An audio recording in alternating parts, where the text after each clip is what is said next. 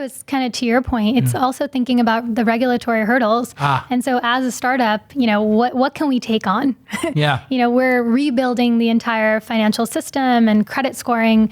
And so in that sense, I think that's our core focus and saying, how can we get this out into the most number of people? And that's going to be emerging markets. So, this may sound like a dumb question, but I'm curious, what Android phones do people use in Kenya? Like, what are the brands and the models of these phones? Are these Nexus 6s, or are they like, was it Huawei or, like Huawei? Yeah. Huawei, yeah. Are they Huawei phones, or what type of phones are they? How do they compare to the phones that we see here in the United States? Yeah, I mean, you've got everything from Samsung, HTC, you've got the Huawei phones. There's a few other Chinese brands that are also in those markets. But, you can see really low-end Samsung devices. $50, $25 is what they pay for them? Yeah, $25, $50. It's amazing when you think about the impact Android has had. And just, everybody here in the United States is lamenting, like, God, the iPhone 7 is so disappointing. It's like dual cameras, it's waterproof, who cares? Like, right, the extra headphones. Yeah, the extra headphones. Like, everybody here is just so entitled. And it's like, it's an $800 device, I think. I think $750 is the entry price for the new iPhone. And I think it's probably more likely $850 if you're going to buy the decent amount of memory.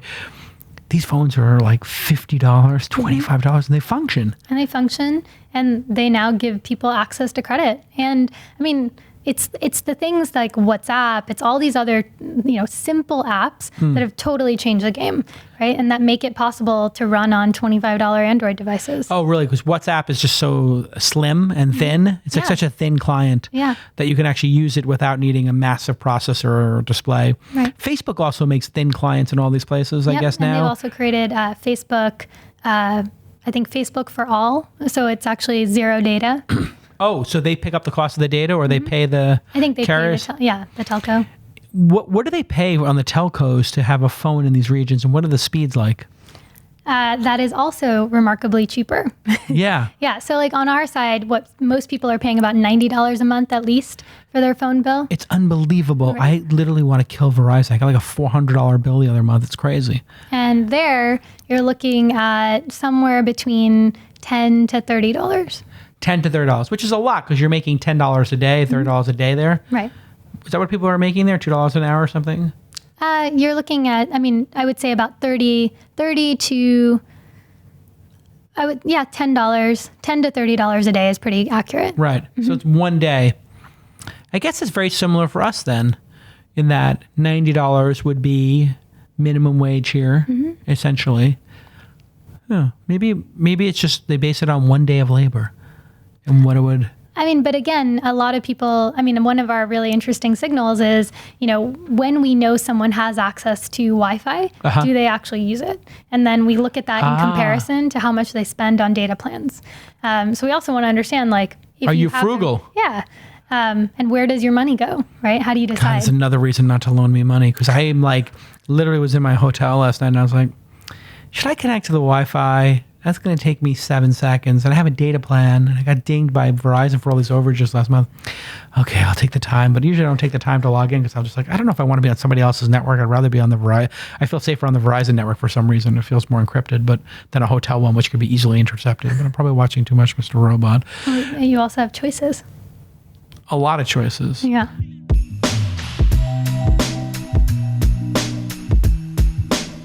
Hey everybody, let me talk to you today about underwriting. Yes, underwriting 101. You see, in business, you need a partner who can accept payments for you, right? Credit cards or Apple Pay, Bitcoin, whatever it is. But before a payments platform can actually begin processing your transactions for you with your very important customers, they need to actually underwrite your business. What that means is that they are now financially liable for the losses you face. That's good for you. They are taking the risk on your behalf. However, they need to understand the risk. So they're going to ask you a bunch of questions. They need to know how risky this is if they're going to underwrite you. And they're going to look at some docs and they make sure your business model checks out.